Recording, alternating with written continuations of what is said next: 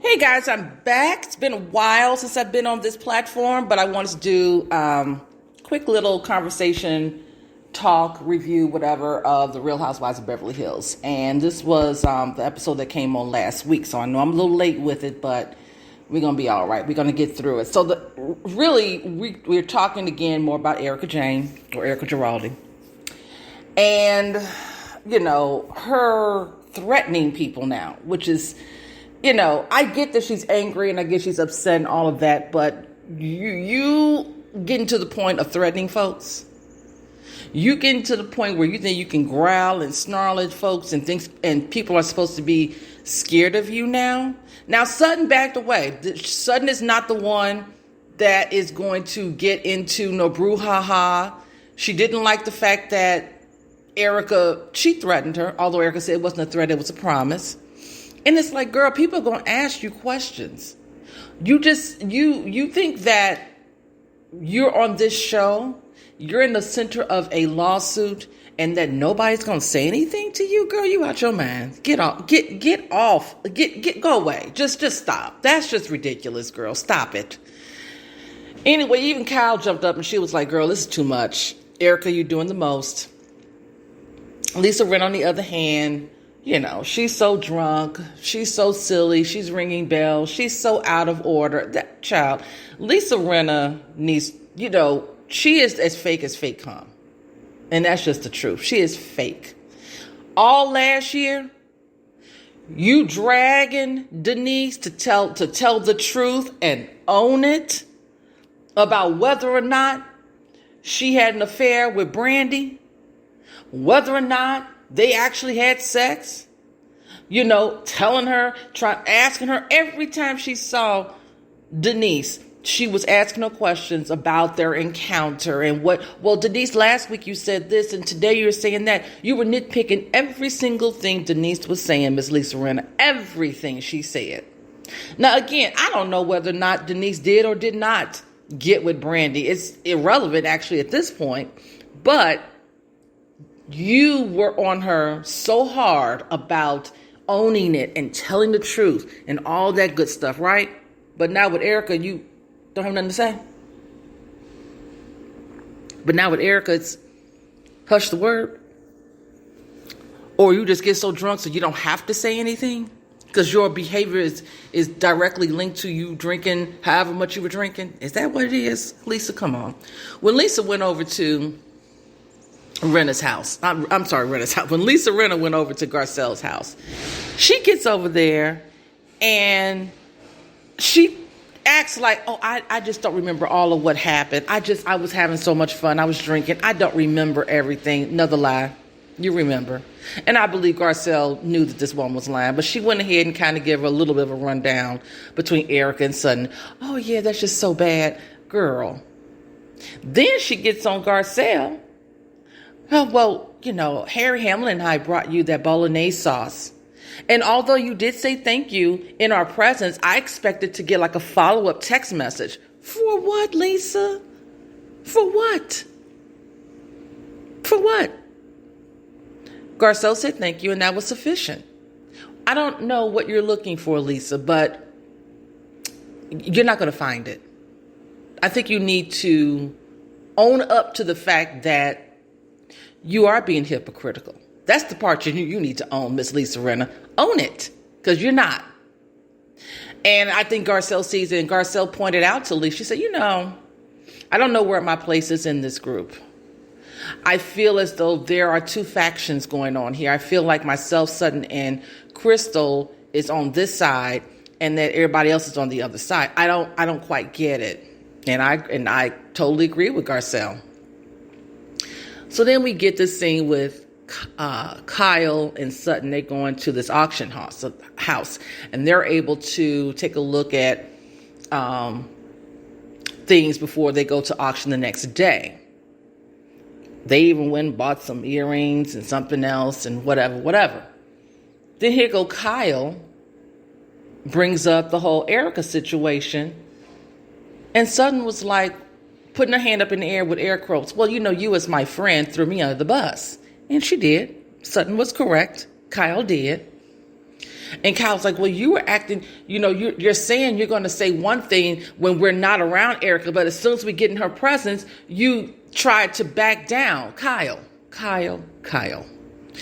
Sutton is still asking all the questions that you would like to ask, but you're just afraid to do so because you're trying to play the middle. You're trying real hard to play the middle, and it's coming across real fake. So Sutton wouldn't engage with Kyle. She was like, you know what? I'm not going to engage. I'm just not going to do this. And she walked away. And that's what she should have done. Because Kyle is trying to set her up to do more talking, to say more things so that, again, she can throw underneath the bus as soon as she see Erica. She's like, well, I was just meeting with Sutton the other day and she said this. See, it didn't work this time. Because see, Sutton can see you now, Kyle. She see you. I think she was beginning to see you beforehand, but that confirmed it at that dinner table at Kathy's house. Okay? So we get to PK and Dorit. They're having their anniversary dinner. And let me tell you something. PK was probably the MVP of the episode because PK let it be known. Well, first and foremost, I don't think PK cares for Erica to begin with. And then secondly, he said, there's a way that you need to carry yourself when you are in the middle of a lawsuit, okay? There is something called decorum. There's something called empathy. And Erica isn't displaying that. She out here with legs to the moon, with stockings on, making all these disparaging comments. It's not helping her in this crisis situation that she's in. It's not helping her. Creditors are looking at her. And she's showing zero remorse. Now, they did do a flashback where Garcelle was talking about the victims. And Erica said, oh, yes, it's definitely about the victims. That was probably the only time we heard her say the word victim. And PK was right. PK was like, you have to move differently when you are at the center of a lawsuit. You have to move differently. And the one thing that people want to see, he didn't say this verbatim, this is me. Like, why don't you, Erica, say things like, hey, look, I didn't know what was going on. Okay, but now that I do know more about what has happened, and I feel really bad for those victims, I am working with my attorneys to try to help to get monies to these victims. That's what I'm working on. Even if I have to do fundraisers and free shows or do shows and have the money donated to these victims, I will do that. See, those are the types of things that you need to do. You need to Olivia Pope the situation. She's not doing that because Erica is afraid of losing it all. I don't think Erica's afraid about going to prison, but I do believe she's afraid of losing her lifestyle. She's afraid that she's going to be broke again. For over 20 years, she's been able to live a very lavish lifestyle. And to see it now crumbling, it's a little hard, right? But again, she's got to show some kind of empathy and remorse, and she's not doing it. At least that's not what we're seeing on social media, and we're not seeing on the show. PK was absolutely correct. Absolutely correct. So Garcelle is hosting a dinner, Haitian-themed dinner. She is Haitian, and she wants to invite the ladies over to experience the culture, see her house, and experience some, Haitian food, which is great. I felt like that was a good idea. And Lisa Rinna was like, look, I know that, it's a lot of fish going to be involved. I'm not big on eating fish, but I will do what I can. I will try to do what I can and participate. They had an interesting story about the pumpkin. I think it was called Freedom Soup. I think it was based out of, the base was pumpkin.